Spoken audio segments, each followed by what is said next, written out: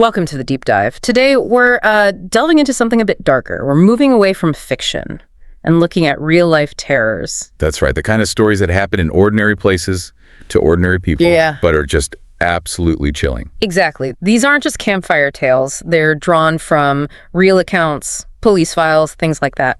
Our aim is to sort of unpack these narratives, understand what happened, and maybe grasp the unsettling reality behind them. Looking at how fragile that sense of security can actually be. Precisely. We have 3 stories today, sourced from reports and accounts you've shared, each one horrifying in its own way. They really underscore that true horror, well, it often resides in the everyday.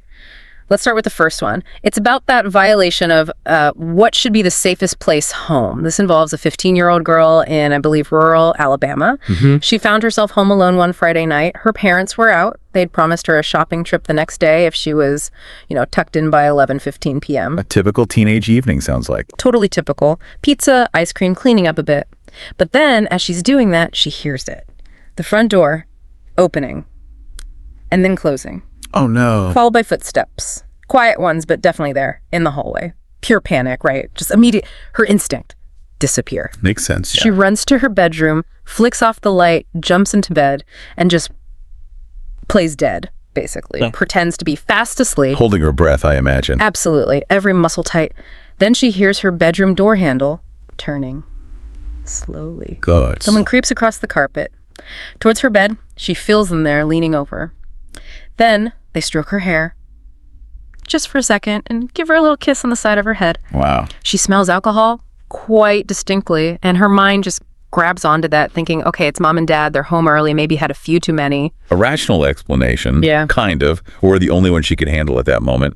Right. Exhausted by the fear, she actually drifts off, believing that's what happened. The next morning, she wakes up, a bit groggy maybe, but thinking about that shopping trip. Rolls over, checks her phone, expecting maybe a good morning text or something. Yeah. Instead, she sees messages from her mom, sent about an hour after she supposedly fell asleep. Oh. The text basically said, "Honey, sorry if we worried you. We ran into Aunt Barb, lost track of time. We're staying at a motel tonight. See you around noon tomorrow for shopping." Oh my God. That horrifying realization just crashes down on her. It wasn't her parents. Well. An unknown stranger was in her room, leaning over her, touching her hair, kissing her head, while she pretended to sleep. That's beyond terrifying. She calls her mom immediately, then the police. They come, check the place out, no forced entry. Nothing seems stolen at first glance. Right. But later, her mom notices her daughter's clothes. They've been gone through. Someone rifled through them. So creepy. And the stranger, never identified. They somehow had a key, got past any security cameras, just vanished, leaving her with this awful feeling of violation. What's truly chilling here isn't just the physical intrusion, is it? It's the complete shattering of that safe, private space. Exactly. Your bedroom, right. That's your sanctuary. It's where you're most vulnerable, but should feel the safest. And when that's compromised, especially by someone unknown, it leaves this permanent mark, this deep unease. That's a really powerful point. And looking at the sources for this, it kind of highlights something often missed, doesn't it? This idea of non-forced entry. Yeah, the acquaintance key issue, or simply an overlooked vulnerability.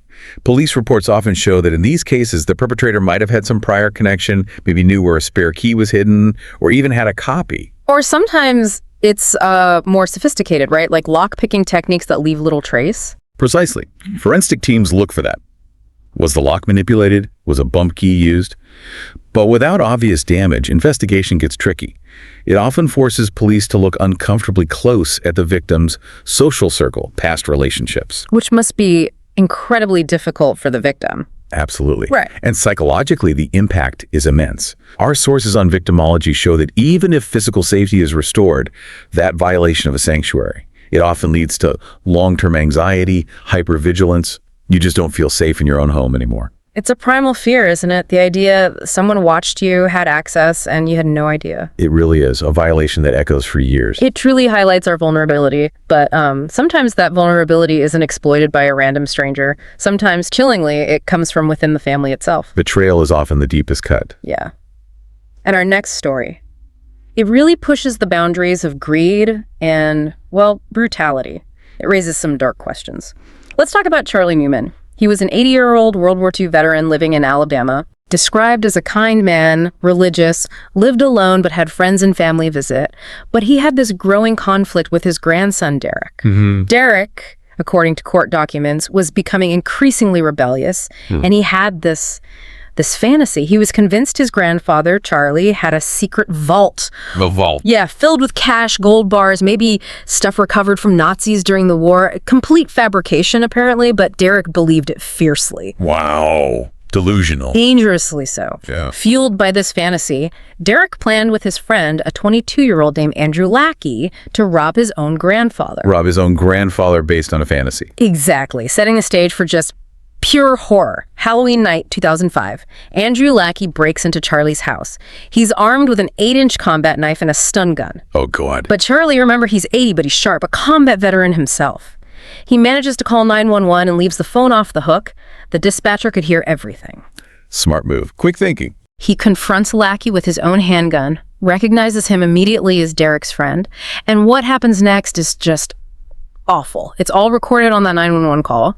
Charlie tries to calm Lackey down, even asks him to sit and pray with him. How do I de-escalate? Desperately, but Lackey's just fixated on this imaginary vault. Where's the vault? Over and over. Charlie, maybe in desperation, fires his handgun, trying to scare him off, hits Lackey in the shoulder. Okay. But that just enrages Lackey. He lunges at Charlie. What follows is just brutal. Over 50 stab wounds, lacerations, head, neck, even his eyes, broken nose. 50. Oh, Yeah. it's monstrous. Then Lackey grabs Charlie's gun and shoots him once in the chest. Fatal. Charlie Newman dies right there. Horrific. And the grandson.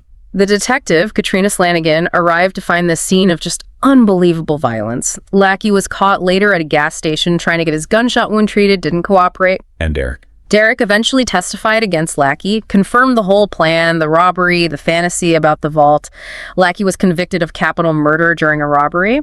Capital murder. Right. His lawyers tried arguing mild autism, but the jury recommended death, unanimously. And he was executed. Yes, in 2013, by lethal injection. But here's a chilling detail. He wrote to the Alabama Supreme Court asking them to drop his appeals. He essentially volunteered for execution.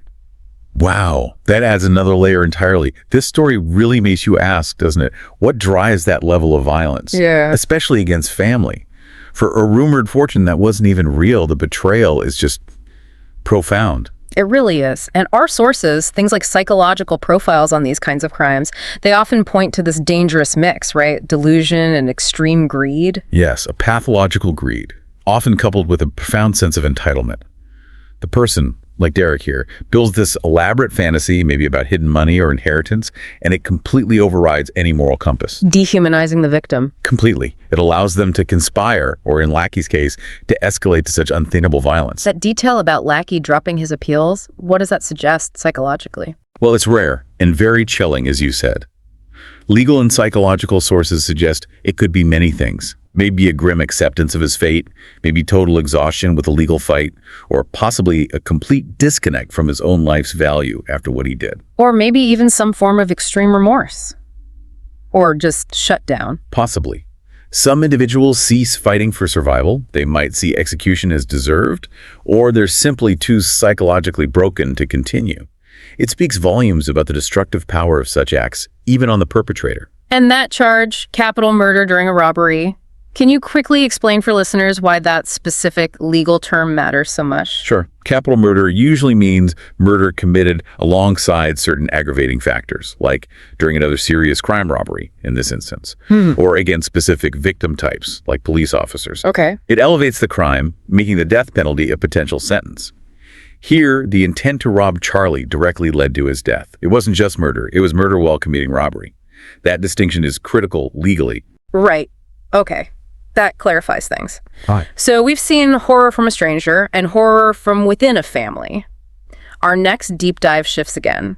It's a modern story, really highlighting how digital interactions, things that seem harmless at first, can spiral into real-world terror. The digital age brings new kinds of threats, absolutely. This involves a 22-year-old woman. She'd just gotten out of a toxic relationship, trying to move on, using a dating app. Fairly common scenario. She matches with this 18-year-old guy, but he keeps canceling dates, like 7 times. And his whole vibe is just about hooking up. She gets fed up, tells him off, and blocks him. End of story, she thinks. But it rarely is in these cases. Not at all. He immediately starts creating new accounts on the app, just constantly messaging her, even though she keeps blocking him. New account block, over and over. Persistent harassment. And angry texts, calls too, accusing her of being awful, unappreciative, just this constant barrage. Then it gets physical and deeply unsettling. She takes a trip to Amsterdam. She'd only mentioned this trip to him after he'd canceled all those dates. Okay. She's walking down a busy street there, and someone calls her name. She turns around. It's him. No way. In Amsterdam. In Amsterdam. He's smiling at first like it's a happy surprise, but then he sees her male friend, Joe, standing with her, and the smile just drops. He'd sent her angry texts before saying he was coming to surprise her. The coincidence is just too much. She's totally freaked out. How could he even know she was there, let alone find her on a street? That's terrifying. Exactly. And the terror follows her home to the U.S. The abusive texts and calls start up again. She changes her number, deletes the app, tries everything. She even moves house to a small village trying to disappear. A fresh start. Hopefully. She felt relieved for a bit, but then little things start happening. Hearing gravel crunch outside her window at night, the carport light turning on by itself. Like creeping dread. And a couple of times she actually sees him. Walking up to her mailbox late at night. It's always empty, but he's there. She recognizes him. He found her again. He found her. Then comes the absolute peak of the terror. One night she hears the gravel again. The carport light snaps on. She texts her roommates. They grab whatever they can find, scissors, a ukulele, apparently. A ukulele? Well. Desperate times. Right. They creep to the side door, look out, nobody there. Lights off now. As they turn back, they hear someone messing with the mailbox again. He's still there. They run to the front door, fling it open, look out, nothing, nobody. But less than 2 minutes later, her phone buzzes. A text. Unknown number. What did it say? It said, how cute. I looked at my nightgown. That no makeup made me look even prettier.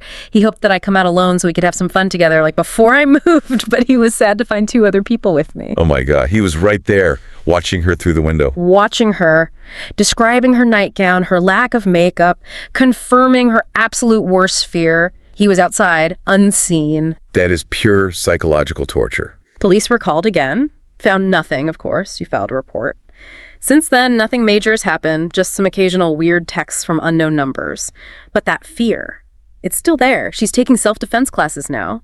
The online world just bled into her real life in the most violating way possible. What's really fascinating in a horrifying way is that escalation from online annoyance to digital harassment to actual physical presence and observation. It completely demolishes your sense of privacy and safety. Totally. That feeling of being watched, especially in your own home. Such a primal fear.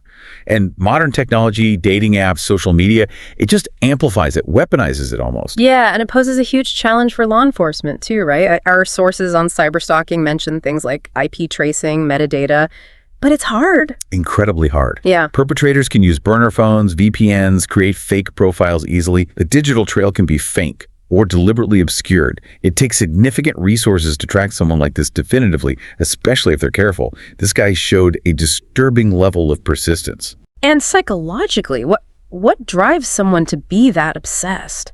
Case studies often point towards, again, that sense of entitlement, but also an extreme inability to handle rejection. The stalker creates their own narrative where the victim should want them, and no isn't an answer, it's an obstacle.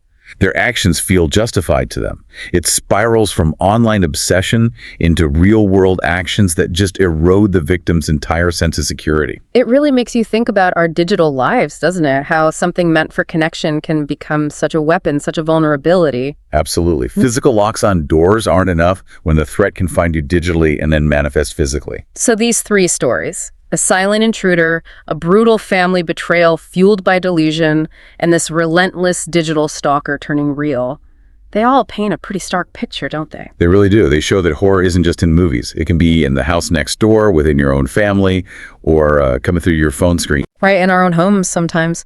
They force us to face these, I guess, uncomfortable truths about vulnerability, about the darker side of human behavior. And how thin that line between feeling safe and being terrified can actually be. Yeah. The monstrous acts sometimes come from people we'd never suspect, or people who simply refuse to accept boundaries. Yeah. These accounts, I think, they serve as a potent reminder to stay aware, to trust your gut instinct, and to recognize that while we all hope for the best in people, a certain level of caution, sadly, is warranted. We need to think about physical security, yes, but digital boundaries too. Well said. Thank you for joining us on this. Well, pretty unsettling deep dive today. We aim to share the stories, but also pull out some of the insights they offer into these darker experiences. If these accounts resonated with you, if you're drawn to understanding the chilling realities that sometimes surface, please do take a second to like this deep dive. Share it with others who might appreciate exploring these true, often terrifying stories. And definitely subscribe to our channel, Horror Docx, for more content that digs into the shadows. Stay aware out there. Until next time, stay safe. And maybe, just maybe, remember to look over your shoulder.